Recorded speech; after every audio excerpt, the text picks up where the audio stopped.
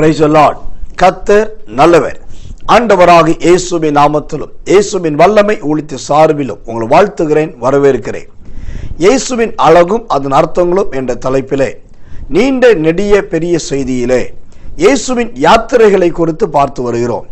அந்த யாத்திரையின் இறுதி சமயத்துக்கு நாம் வர இருக்கிறோம். கர்த்தர் நல்லவர்.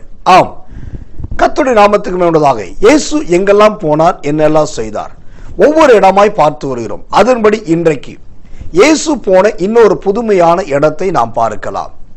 மத்தேயு சுவிசேஷத்தின் புஸ்தகம் 12ஆம் அதிகாரம் 1வது வசனத்தை வாசித்தால், இயேசு ஓய்வு நாளில் பயிர் வழியே போனார் என்று பார்க்கிறோம். ஆம், இயேசு பயிர் வழியே போனார். அவருடைய யாத்திரை பயிர் வழியாகவும் காணப்பட்டதாக வேதமே சொல்லுகிறது. அழகாய் தெளிவாய் சொல்லுகிறது. கர்த்தருடைய நாமம் மகிமைப்படுவதாக. அப்படியானால் இந்த பயிர் என்பது என்ன என்பதை நாம் பார்க்க வேண்டியது அவசியமான ஒன்று. கர்த்தருடைய நாமம் மகிமைப்படுவதாக. இந்த பயிர் எதற்கு ஒப்பாய் சொல்லப்பட்டிருக்கிறது? மார்க்கு சுவிசேஷத்தின் புஸ்தகம் 4ஆம் அதிகாரம் 8வது வசனத்தை வாசித்து பார்த்தால் வேதம் சொல்லுகிறது 30, 60, 100 என்கிற பலன்களை குறிக்கிறதா இருக்கிறது. அதாவது தேவன் தம்முடைய பிள்ளைகளுக்கு கொடுக்கிற கையின் பிரயாசத்தின் பலனையும் ஆண்டவர் கொடுக்கிற ஆசீர்வாதத்தின் அளவையும் குறிக்கிறது. சிலருக்கு தேவன் 30% சிலருக்கு 60%, சிலரை 100% ஆசீர்வதிப்பார். அவர்களுக்கும் தேவனுக்கும் இருக்கிற ஐக்கியத்தை தொடர்ந்து அதுக்கு ஏற்ற ஆசீர்வாதமும் அந்த பலனும் அவர்களுக்கு உண்டாகும். கர்த்தருடைய நாமம் மகிமைப்படுவதாக. இந்த பலன் என்பது என்ன? அது எதை குறிக்கிறது? எபிரேயர் புஸ்தகம் 6ஆம் அதிகாரம் 7வது வசனத்தை வாசித்தால் வேதம் சொல்லுகிறது, பயிரை முளைப்பிக்கும் நிலம் தேவனால் ஆசீர்வாதம் பெறும் என்று சொல்லுகிறது. ஆம், இந்த 30, 60, 100 என்பது தேவனால் கொடுக்கப்படுகிற ஆசீர்வாதம். அது அவரே விளைய பண்ணுகிறது. அது ஒவ்வொருடைய கிருபைக்கும் தகுதிக்கும் ஏற்றபடி இருக்கிறது. எனக்கு அன்பானவர்களே, நீங்கள் கிறிஸ்தவர்களாய் இருக்கலாம், கிறிஸ்துவின் பிள்ளையாய் இருக்கலாம், ஏன் கிறிஸ்துவுக்கு ஊழியம் கூட செய்யலாம். உங்களுடைய ஆவியிலும் இப்படி ஒரு எண்ணம் தோன்றும். ஏன் சாதாரணமான அவர்கள் அப்படி இருக்கிறார்கள், கர்த்தருக்காக தியாகமாயிருக்கிற நான் இப்படி இருக்கிறேன். ஒன்றும் செய்யாத அவர்கள் செழிப்பாயிருக்கிறார்கள், ஆனா ஊழியம் செய்கிற நான் இப்படி இருக்கிறேன் என்று சொல்லி நீங்க அளவிட்டு பார்த்திருக்கலாம். ஒன்றை தெரிந்து கொள்ளுங்கள், இந்த உலகத்தின் அளவின்படி அல்ல, தேவ தம்முடைய ராஜ்யத்தின் அளவினால் அளக்கிற தேவன்.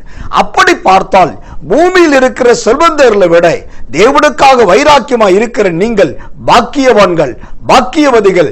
கர்த்தர் உங்களை திரளாய் ஆசீர்வதிக்க போகிறார். காரணம், எபிரேயர் 6ஆம் அதிகாரம் 7வது வசனத்தின்படி அவர் ஆசீர்வதிக்கிற தேவனாய் இருக்கிறார். தேவனுடைய நாமம் மகிமைப்படுவதாக. பழைய ஏற்பாட்டு காலத்திலே பயிர் மேல் மிகவும் விருப்பமுள்ள ஒரு மனுஷனை பார்க்கலாம். 2 நாளாகமத்தின் புஸ்தகம் 26ஆம் அதிகாரம் 10வது வசனத்தை வாசித்து பார்த்தால் அங்கு அற்புதமான ஒரு மனுஷன் இருக்கிறான். அவன் வெள்ளாண்மை பிரியனாயிருந்தான். அதாவது விவசாயத்தில் மிகவும் வாஞ்சையுள்ளவனாயிருந்தான், ஆசையுள்ளவனாயிருந்தான். அவன் பயிர் மேல் அப்படி பிரியமுள்ளவனாய் இருந்ததினால் அவனுடைய வாழ்க்கை எப்படி மாறினது தெரியுமா?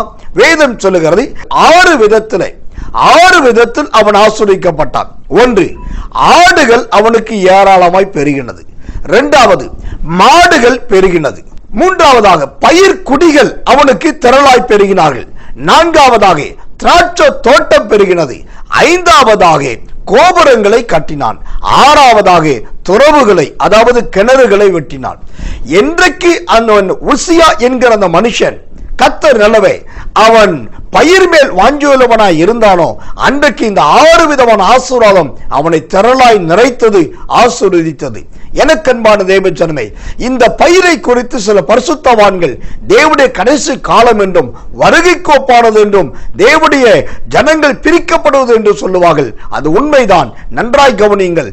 நீங்களும் இந்த பூமியிலே நான் கர்த்தருக்காக வளர்ந்திருக்கிற ஒரு பயிராய் இருக்க வேண்டும், நல்ல செழிப்பாய் இருக்க வேண்டும், தேவனுக்கு கனி கொடுக்கிற அனுபவமாய் காணப்பட வேண்டும், வயலில் விளைகிற தானியத்தை போல இருக்க வேண்டும் என்று நீங்கள் வாஞ்சித்தால், நீங்கள் விரும்பினால், அதற்கு அர்ப்பணித்தால் தேவனாகிய கர்த்தர் உங்களையும் இப்படியாக செல்வத்தினாலும் திரட்சியினாலும் கிருபையினாலும் நிரப்புவார், ஆசீர்வதிப்பார். அதற்காகத்தான் இயேசு பயிர் வழியே போனார். கர்த்தருடைய நாமம் மகிமைப்படுவதாக.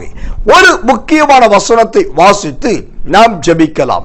சங்கீதத்தின் புஸ்தகம் 65ஆம் அதிகாரம் 10வது வசனம். அதன் வரப்புகள் தனியத்தக்கதாய் அதன் படைச்சால்களுக்கு தண்ணீர் இறைத்து அதை மலைகளால் கரைய பண்ணி அதன் பயிரை ஆசீர்வதிக்கிறீர்.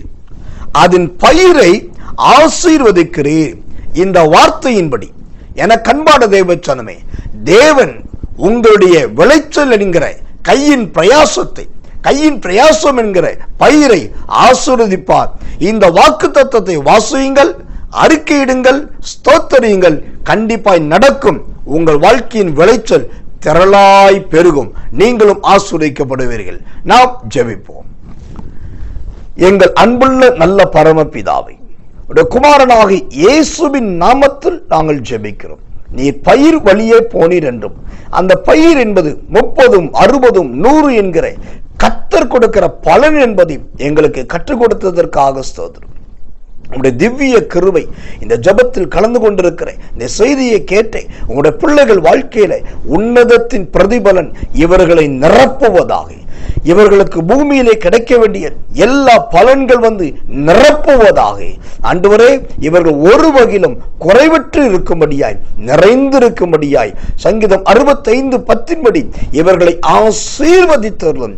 நீர் அப்படி செய்வதற்காக நன்றி. இப்பொழுதே இந்த ஆசீர்வாதத்தை இவர்கள் சுதந்திரிப்பதற்காக ஸ்தோத்திரம். இயேசுவின் நாமத்தில் ஜெபிக்கிறோம் நல்ல பிதாவே. ஆமென், ஆமென், ஆமென்.